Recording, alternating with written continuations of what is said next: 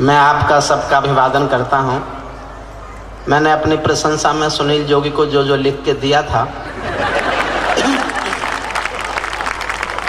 हासरस वालों को हासरस से निपटाया जा सकता है, लेकिन सबने जितना अच्छा पढ़ा मेरे छोटे भाइयों ने, लेकिन उससे ज़्यादा अच्छा जिस तरह आपने सुना, वाह भाई वाह वाह वाह, ये मेरे लिए एक अनुभव है। मैं ये जो कहने जा रहा हूँ, मेरे छोटे भाई राजेंद्र चौधरी यहाँ बैठे हैं, मेरठ से हैं, बहुत बड़े कवि हैं वो। हमने उनको बहुत बहुत श्रेष्ठ काव्य पाठ करते सुना है। आज भी हम चाहते थे कि उनको सुने, लेकिन उनका संकोच आड़े आ गया। जो मैं कहने जा रहा हूँ इसलिए नहीं कह रहा हूँ कि आपकी सहानुभूति मुझे मिले और मुझे भी आप सुन लें, तालियां बजा दें। अगर मैं नहीं कह के जाऊँगा तो मेरे मन पे एक बोझ रहेगा। मैं 30 साल से लाल किले में जाता हूँ। वो हिंदुस्तान का सबसे बड़ा कवि सम्मेलन माना जाता है, लेकिन आलोक अग्रवाल जी, जिस तरह से आपके एनआरआई कॉम्प्लेक्स में पहली बार कविताओं को सुना गया है, मैं चाहता हूं, मैं कहूं कि मैं 30 साल के 30 कवि सम्मेलन, लाल किले के 30 कवि सम्मेलन, इस एक कवि सम्मेलन पर न्यौछावर करने की घोषणा करता हूं।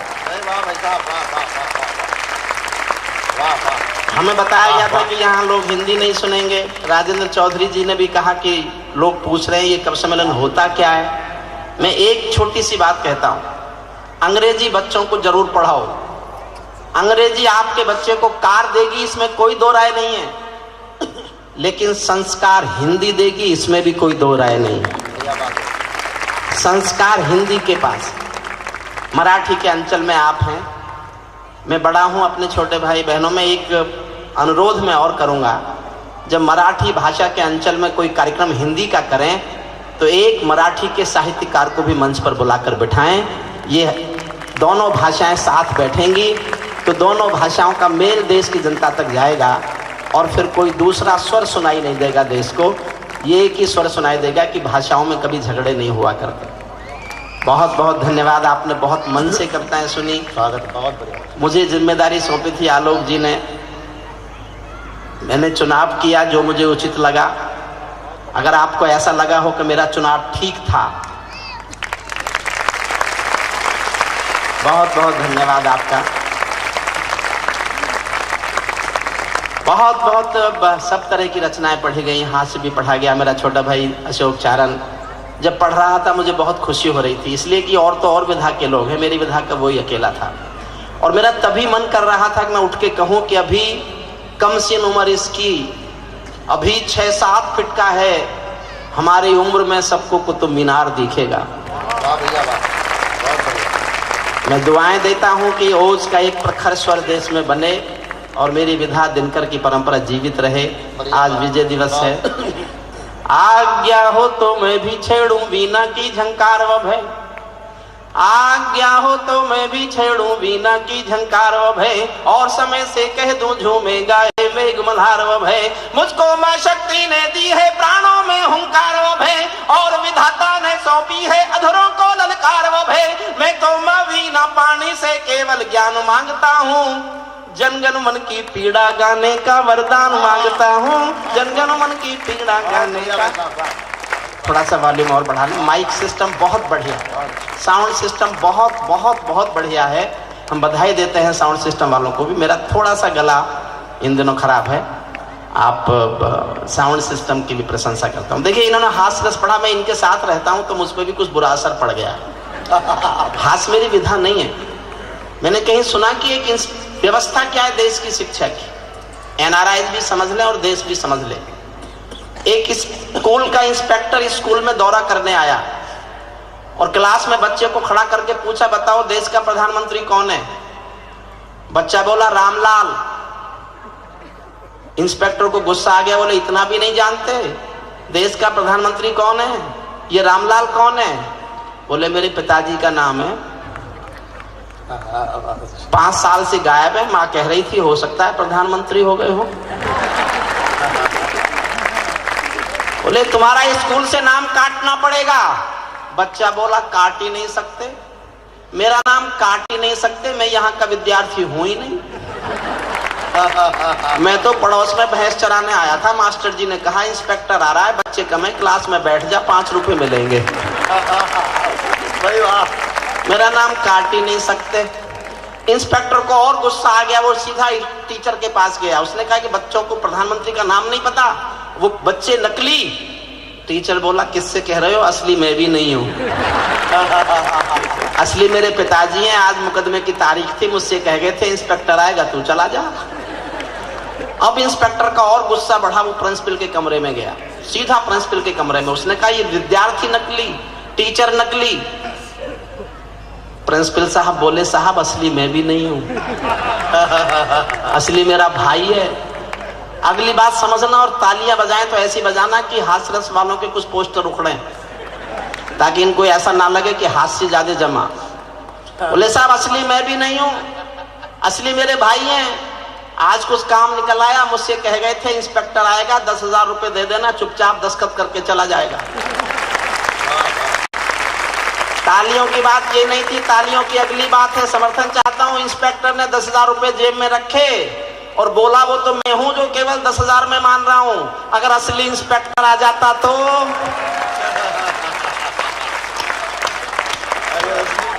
आ जाते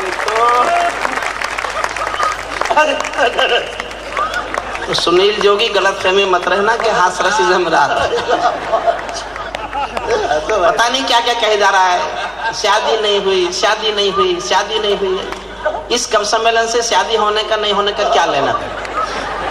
ये सुनील जोगी की हो गई। अच्छा अगर शादी इस जैसे की हो गई तो कोई इतना बड़ा काम तो है नहीं कि ये हो नहीं सकता था। एक शादीशुदा भगवान जी के दरबार में गया और जाके पूजा करने पे बैठ गया। भगवान जी खुश हुए, बोले एक मन्नत मांग। सुनील जोगी तुरंत बोला मुझको कुंवारा कर दो। भगवान जी की आंखों के डोरे लाल हो गए, बोले गधे मैंने तुझे मन्नत मांगने के लिए कहा था, जन्नत मांगने के लिए नहीं कहा था।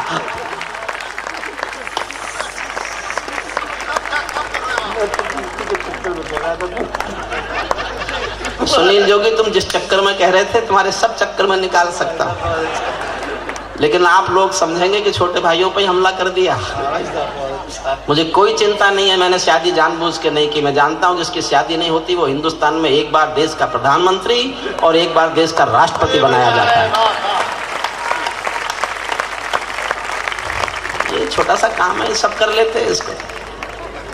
मैं छोटी छोटी कविताएं सुनाता हूं आपको, समय सीमाएं मुझे मालूम है। और मेरा अनुरोध है पूरे सदन से, मेरा वीडियो सीडी आज यहाँ उपलब्ध है। जो मेरे बॉम्बे के डिस्ट्रीब्यूटर हैं वो यहाँ आए हुए, पीछे कुछ सीडीज हैं उनके पास, जो लेना चाहे ले लें। ये मेरी बची हुई जिंदगी की महत्वाकांक्षा है। मेरी जिंदगी में कोई महत्वाकांक्षा नहीं है, कोई राजनीतिक इच्छा नहीं है, केवल कुछ गरीब बच्चों के काम आ सकूं, इसके सिवा मेरा जीवन का कोई और उद्देश्य नहीं है। इसीलिए कविताएं पढ़ता हूँ, इसीलिए पैसे कमाता हूँ।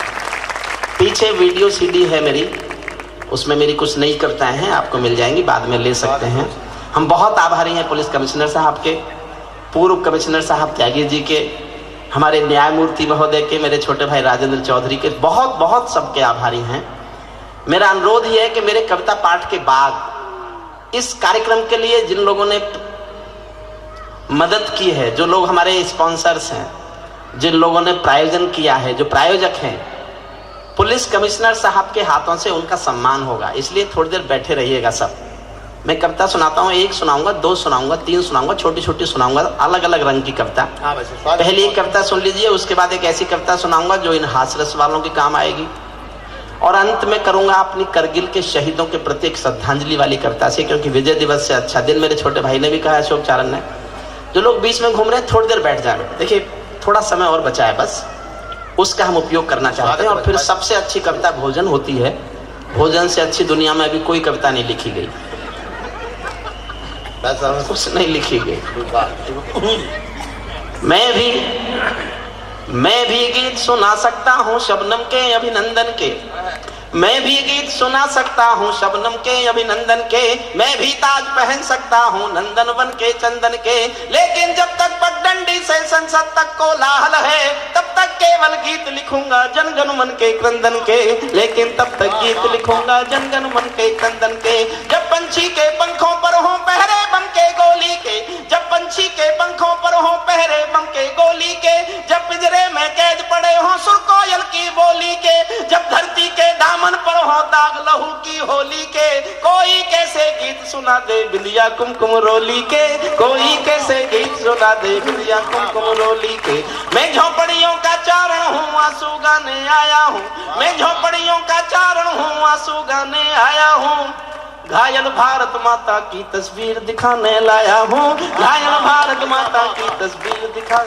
कुछ चित्र दिखाता हूँ, बस 2-3 चित्र दिखाऊंगा, एक एक चित्र देखिएगा। कहाँ बनेंगे मंदिर मस्जिद, कहाँ बनेगी राजधानी। पुलिस कमिश्नर साहब, इस देश की सबसे बड़ी समस्या आतंकवाद नहीं है, नहीं है आतंकवाद समस्या। जिस दिन सरदार पटेल जैसा कोई व्यक्ति देश का प्रधानमंत्री बनेगा, 24 घंटे में आतंकवाद पर काबू पा लिया जाएगा, केवल 24 घंटे में। देश की समस्या भूख है, देश की समस्या गरीबी है, देश की समस्या, योजना आयोग कहता है कि 22 रुपए में गांव का आदमी अपना जीवन काट सकता है। 22 रुपए कमा ले तो वो गरीब नहीं है। 22 रुपए। मैंने 542 एमपीओ को चिट्ठी लिखी है कि एक दिन 22 रुपए में जी के दिखाओ, जियो एक दिन 22 रुपए में तुम। वाह वाह वाह वाह। पता चलेगा गरीब आदमी का दर्द क्या होता है। कहाँ बनेंगे मंदिर मस्जिद, कहाँ बनेगी राजधानी। मंडल और कमंडल पी गए सबकी आंखों का पानी। प्यार सिखाने वाले बसते मजहब के स्कूल गए, इस दुर्घटना में हम अपना देश बनाना भूल गए। कहीं बमों की गर्म हवा है और कहीं त्रिशूल जले, सौन चिड़ैया सोली टंग गई पंछी गाना भूल चले। आँख खुली तो पूरा भारत नाखूनों से त्रस्त मिला, जिसको जिम्मेदारी दी वो घर भरने में व्यस्त मिला, जिसको जिम्मेदारी दी वो घर भरने में व्यस्त मिला। क्या यही सपना देखा था भगत सिंह की फांसी ने, जागो राजघाट के गांधी तुम्हें जगाने आया हूँ। घायल भारत माता की तस्वीर दिखाने लाया हूँ, घायल भारत माता की तस्वीर। एक चित्र और दिखाता हूँ, न्यायमूर्ति जी को समर्पित करता हूँ।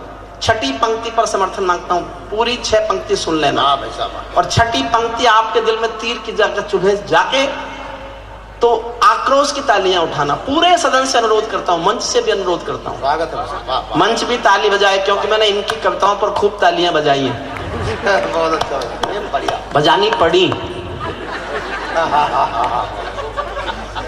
अशोक सुंदरानी जी के जूते तक पे ताली बजाई है। बहुत अच्छा। छठी पंक्ति पर ध्यान चाहता हूं, आक्रोश चाहता हूं आपका, जोरदार तालियों का एक आकाश भर तालियां देना। एक चित्र देखिएगा। अंधकारों में समा गए जो तूफानों के बीच जले, अंधकारों में समा गए जो तूफानों के बीच जले। मंजिल उनको मिली कभी जो 4 कदम भी नहीं चले। क्रांति कथानक कौन पड़े हैं गुमनामी की बाहों में, गुंडे तस्कर तने खड़े हैं राजमहल की राहों में। यहाँ शहीदों की पावन गाथाओं को अपमान मिला, डाकू ने खादी पहनी तो संसद में सम्मान मिला। डाकू ने खादी पहनी तो संसद में, डाकू ने खादी पहनी तो साहब, मैंने तो आपकी प्रशंसा कम की, आपकी प्रशंसा तो की नहीं जा सकती शब्दों में, मैं ऐसा मानता हूँ। जितने अच्छे लोग आप सुन रहे हैं, मैं बॉम्बे 30 साल से आ रहा हूँ, लेकिन यहाँ ये लगता नहीं कि ये पहली बार कब सम्मेलन हो रहा है। आलोक अग्रवाल जी, इस परंपरा को जारी रखिएगा। अगर अपने बच्चों को आप चाहते हैं कि हिंदी से जुड़ें, हिंदी से प्यार करें, तो 1 साल में 1 बार इस परंपरा को बनाए रखिएगा। संपन्न लोग हैं, आपके लिए मुश्किल नहीं है। ज्यादा महंगे लगे तो कुछ सस्ते वाले भेज देंगे, लेकिन इस परंपरा को मत तोड़िएगा। हम ये निवेदन करके जाते हैं आपसे। अंधकारों में समा गए जो तू, मैं केवल अभी तो इनका प्रभाव नष्ट कर रहा हूं जो आप पे डाल गए। मैंने कहा था थोड़े थोड़े कम जमना, सारे जम गए, और इतने जम गए कि सोचा होगा आज भाई साहब को परेशानी पैदा कर दो। देखो अशोक सुंदरानी, पांडवों ने अपने हथियार जब पेड़ पे टांग दिए थे तो उनको चलाने नहीं भूले थे। पेड़ जरूर हथियार पर थे, हथियार पेड़ पर जरूर थे, लेकिन चलाना नहीं भूले थे उनको। इसलिए मैं भी कुछ नहीं भूला उनको। डाकू ने खादी पहनी तो संसद में सम्मान मिला। राजनीति में लौह पुरुष जैसा सरदार नहीं मिलता, राजनीति में लौह पुरुष जैसा सरदार नहीं मिलता। लाल बहादुर जी जैसा कोई किरदार नहीं मिलता। अरे गहरे नथु खैरे तंत्री बनकर बैठे हैं। आपका हौसला देखना चाहता हूँ, कितना हौसला रखते हैं आप। अरे गहरे नथु खैरे तंत्री बनकर बैठे हैं, अरे गहरे नथु खैरे तंत्री बनकर बैठे हैं, जिनको जेलों में होना था मंत्री बनकर बैठे हैं, जिनको जेलों में होना था, बहुत ही बढ़िया, वाह वाह वाह, जिनको जेलों में होना था मंत्री बनकर बैठे हैं। मैंने देशद्रोहियों का अभिनंदन होते देखा है, भगत सिंह का रंग बसंती चोला रोते देखा है, लोकतंत्र का मंदिर भी लाचार बनाकर डाल दिया, कोई मछली बिकने का बाजार बनाकर डाल दिया। अब जनता को संसद भी प्रपंच दिखाई देती है, नौटंकी करने वालों का मंच दिखाई देती है, नौटंकी करने वालों का मंच दिखाई। जब कोयल की डोली गिद्धों के घर में आ जाती है, वाह वाह, शुद्ध राजनीति गा रहा हूं, जब कोयल की डोली गिद्धों के घर में आ जाती है, तो बगला भक्तों की टोली हंसों को खा जाती है, तो बगला भक्तों की टोली हंसों को खा जाती है।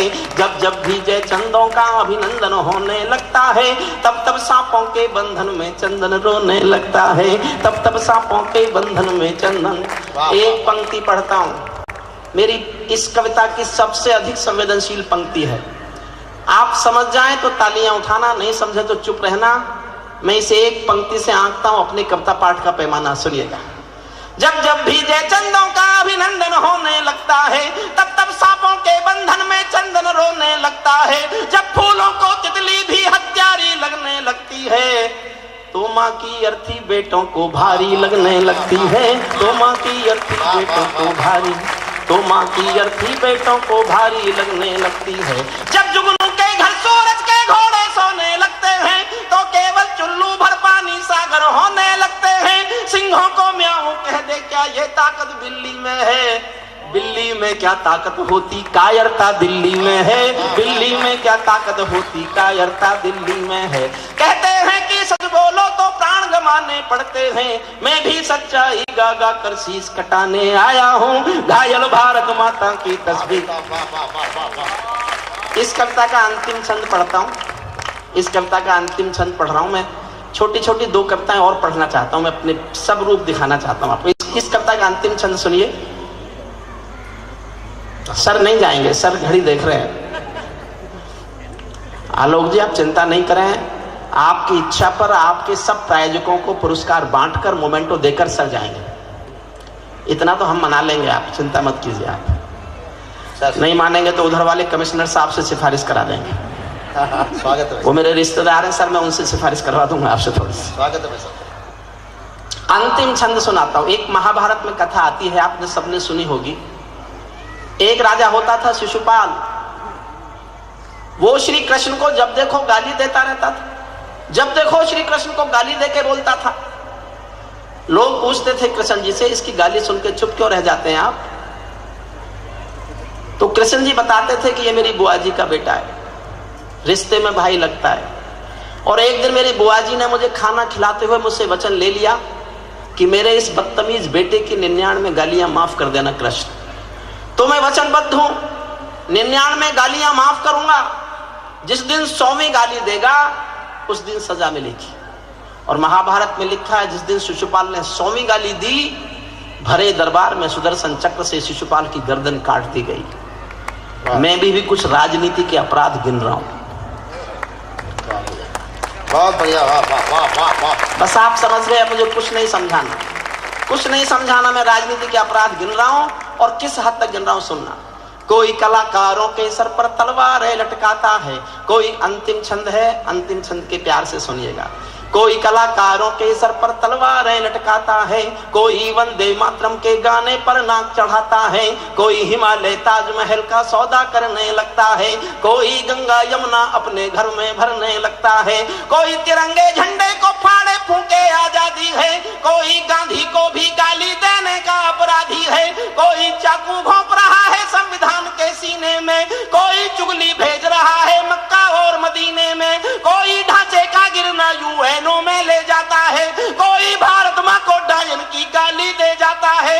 लेकिन 100 गाली होते ही शिशुपाल कट जाते हैं। तुम भी गाली गिनते रहना, जोड़ सिखाने आया हूँ, गायन भारत माता की। भाई बहुत ही बढ़िया, वाह वाह वाह वाह वाह। भाई 2 मिनट की कविता सुनिए, छोटी सी, दिल्ली दरबार।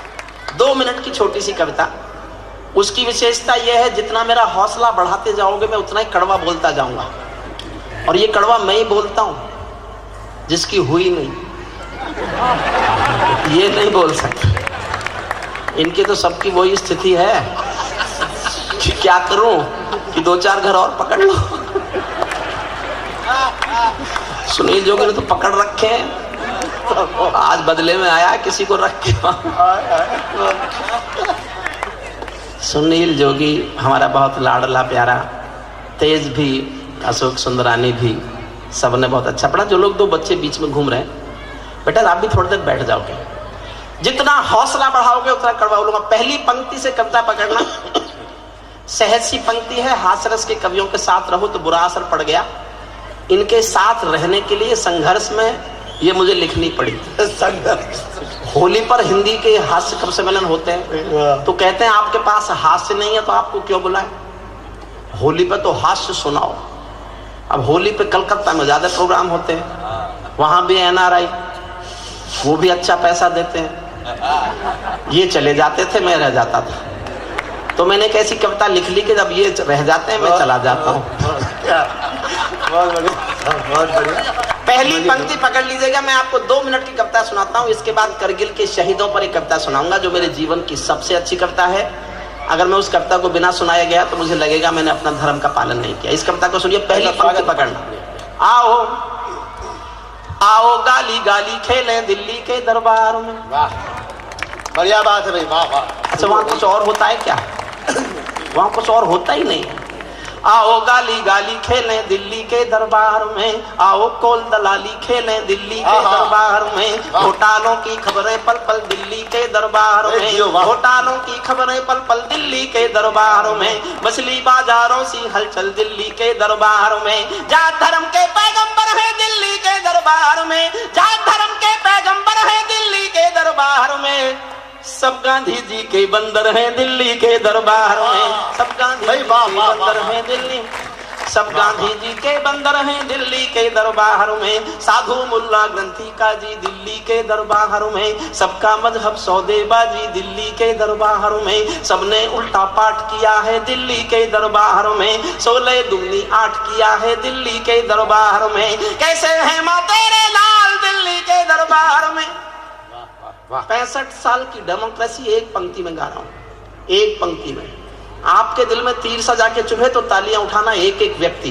कैसे है माँ तेरे लाल दिल्ली के दरबार में, कैसे है माँ तेरे लाल दिल्ली के दरबार में, सब लगते हैं नटवर लाल दिल्ली के दरबार, सब लगते हैं नटवर लाल, सब लगते हैं नटवर लाल दिल्ली के दरबार में, घोटाले सब गूढ़ मिलेंगे दिल्ली के दरबार में, किंग कर्तव्य विमूढ़ मिलेंगे दिल्ली के दरबार में, ढोंगी पाखंडों का दावा दिल्ली के दरबार में, कृपा देंगे निर्मल बाबा दिल्ली के दरबार, वाह वाह वाह, कृपा देंगे निर्मल बाबा।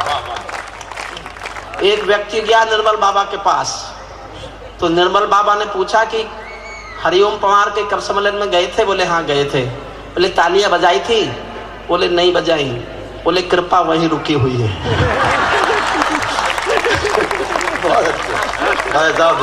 ये कृपा आप चाहते हो आए तो बजाओ तालियां।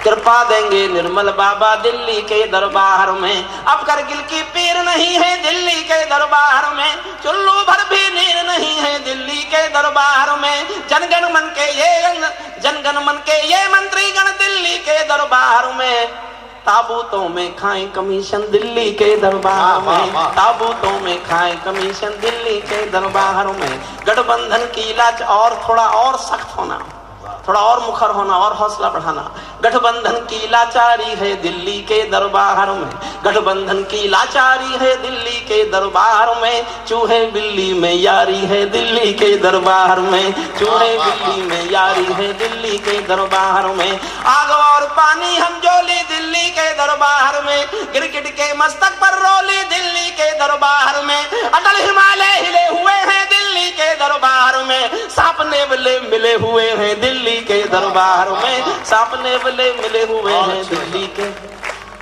चुप चुप रोता है सरदार दिल्ली के दरबार में, चुप चुप और एक पंक्ति में पूरी पॉलिटिक्स है, और मैं कानून का आदमी हूं, सिद्ध करता हूं कि मैं सब कुछ कह दूंगा और पकड़ा नहीं जा सकता। कोई सबूत नहीं है मेरे खिलाफ, और मैं सब कुछ कहने जा रहा हूं, सुनना। चुप चुप रोता है सरदार दिल्ली के दरबार में, कौन चलाता है सरकार दिल्ली के दरबार में, कौन चलाता है सरकार दिल्ली के दरबार में। उनके हाथों में सुतली है दिल्ली के दरबार में, बाकी सब तो कठपुतली है दिल्ली के दरबार में, बाकी सब तो कठपुतली है दिल्ली के दरबार में। अडवाणी जी की ललकार दिल्ली के दरबार में। मैं जानना चाहता हूं आप कितना समझेंगे। अडवाणी जी गए पाकिस्तान, जिन्ना साहब की मजार पे फूल चढ़ाने, और अपनी पे चढ़ाई आए, आज तक नहीं उतरे। कितने ही रथ यात्रा लेके निकल लो। अडवाणी जी की ललकार दिल्ली के दरबार में, ले गए जिन्ना और मजार दिल्ली के दरबार में। बड़े पुरोधा अपने हंता दिल्ली के दरबार में, और लिखो पुस्तक जसवंता दिल्ली के दरबार में, और लिखो पुस्तक जसवंता।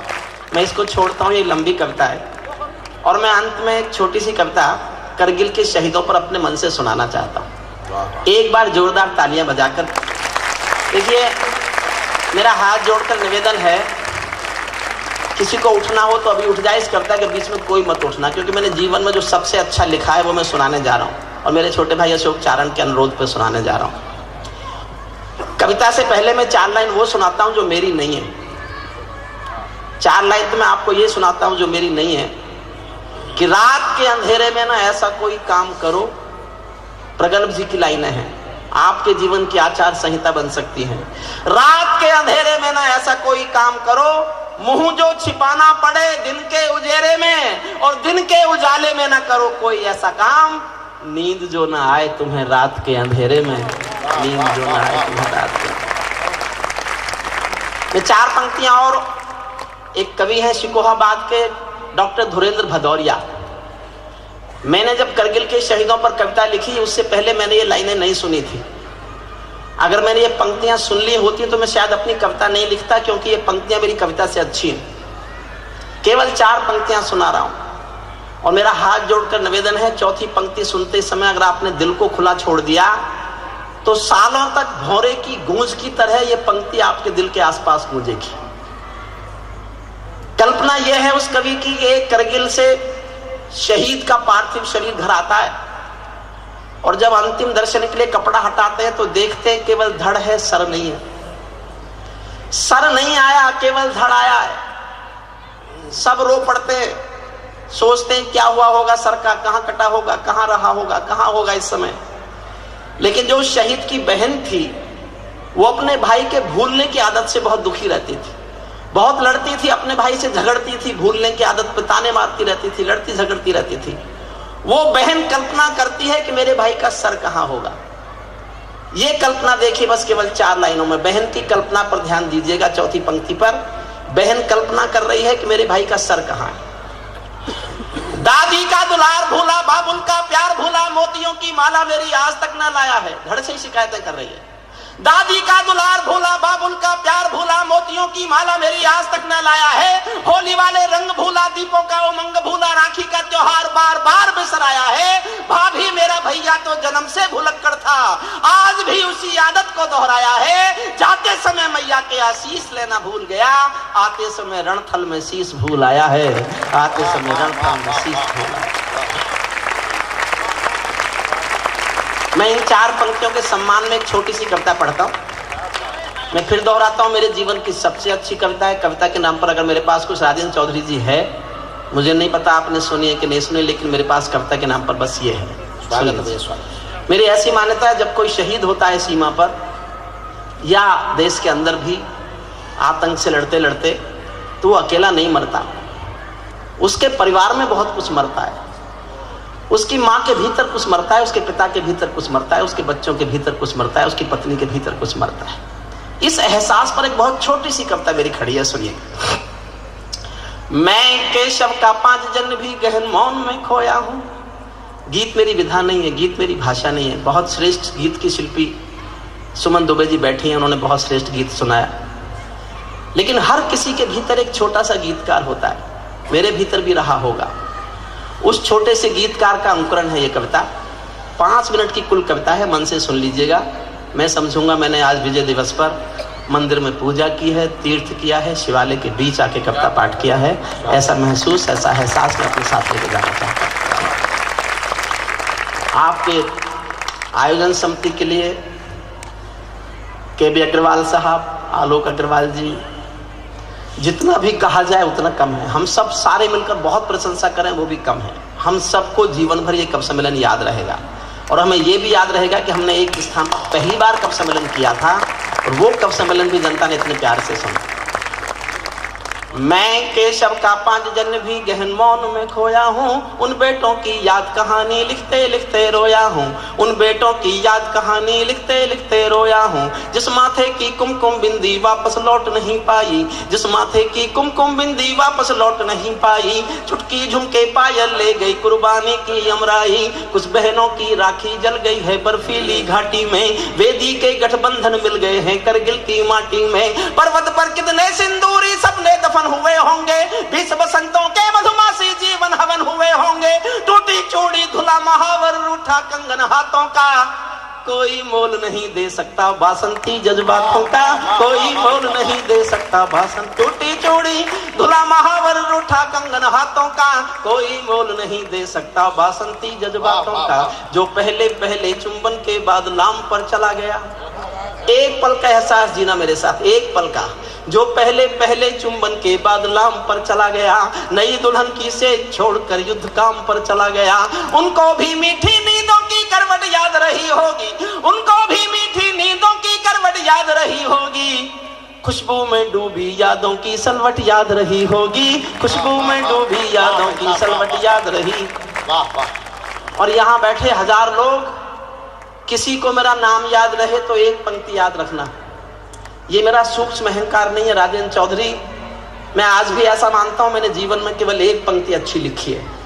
खुद को एक ही पंक्ति का कवि मानता हूं। मुझे दुआएं देना तालियों से, दुआएं देना मुझे प्यार से, हौसला बढ़ाना मेरा। मैंने ऐसी 2 पंक्तियां और लिख ली तो मैं कवि होने का भ्रम पालूंगा। अपने जीवन की सबसे अच्छी पंक्ति पढ़ता हूं, सुनना। उनको भी मीठी नींदों की करवट याद रही होगी, खुशबू में डूबी यादों की सलवट याद रही होगी। उन आंखों की 2 बूंदों से 7 सागर हारे हैं, उन आंखों की 2 बूंदों से 7 सागर हारे हैं। जब मेहंदी वाले हाथों ने मंगल सूत्र उतारे हैं, जब मेहंदी वाले हाथों ने, उन आंखों की 2 बूंदों से 7 सागर हारे हैं। जब मेहंदी वाले हाथों ने मंगल सूत्र उतारे हैं। गीली मेहंदी रोई होगी चुपके घर के कोने में, ताजा काजल छूटा होगा चुपके चुपके रोने में। जब बेटे की अर्थी आई होगी सूने आंगन में, शायद दूध उतर आया हो बूढ़ी माँ के दामन में, शायद दूध उतर आया हो बूढ़ी माँ के दामन में। वो विधवा पूरी दुनिया का, संसार में किसी भी मुल्क में किसी भी मजहब में स्त्री अर्थी को कंधा नहीं देती। संसार में कहीं भी परंपरा नहीं है। लेकिन राजस्थान में भरतपुर के पास एक गांव है अजान, ये कल्पना नहीं है, सत्य घटना है। एक बेटा शहीद हुआ वीरेंद्र सिंह। जब सेना उसका पार्थिव शरीर गांव में लेके आई तो उसकी पत्नी, जिसका नाम गायत्री देवी है, उसने गांव वालों की मर्जी के खिलाफ, सेना के अफसरों की मर्जी के खिलाफ शादी के दिन के कपड़े पहने और शमशान घाट तक अपने पति की अर्थी को कंधा दिया। ये दुनिया की पहली घटना थी जब कोई औरत अर्थी को कंधा दे रही थी, पहली घटना दुनिया की। मैंने केवल एक पंक्ति लिखी है, उसको संवारना। स्वागत है। जब बेटे की अर्थी आई होगी सोने आंगन में, शायद दूध उतरवाया हो बूढ़ी माँ के दामन में। वो विधवा पूरी दुनिया का बोझा सर ले सकती है, वो विधवा पूरी दुनिया का बोझा सर ले सकती है। जो अपने पति की अर्थी को भी कंधा दे सकती है, जो अपने पति की अर्थी को भी कंधा दे सकती है। मैं ऐसी हर देवी के चरणों में सिर झुकाता हूँ, इसीलिए मैं कविता को हथियार बनाकर गाता हूँ, इसीलिए मैं कविता को हथियार बनाकर। जिन बेटों ने पर्वत काटे हैं अपने नाखूनों से। वाह वाह। अंतिम 6 पंक्ति पढ़ता हूँ बस, सैनिक के शौर्य पर, सिपाही की बहादुरी पर। जिन बेटों ने पर्वत काटे हैं अपने नाखूनों से, उनकी कोई मांग नहीं है दिल्ली के कानूनों से, उनकी कोई मांग नहीं है दिल्ली। क्या मांगता है शहीद का परिवार? मेरा छोटा भाई है विनीत चौहान, उसकी 2 पंक्तियां मुझे अपनी कविता से अच्छी लगती हैं, इसलिए मैं कभी कभी पढ़ देता हूं। उत्तर प्रदेश सरकार ने करगिल के शहीदों को 10-10 लाख रुपया दिया, बधाई देता हूं सरकार को। लेकिन कुछ विधवाओं की समस्या रही होगी, उनके चेक नहीं पहुंचे होंगे, तो वो मंत्री से मिलने गया प्रतिनिधिमंडल, तो उस समय के मंत्री ने पान खाते खाते कह दिया और क्या चाहिए, 10 लाख की गड्डी तो भिजवा दी। क्या सरकार घमंड में कहना चाहती है कि उसने 10 लाख देकर शहादत का मोल चुका दिया? क्या सरकार कहना चाहती है किसी मां के बेटे की कीमत है 10 लाख?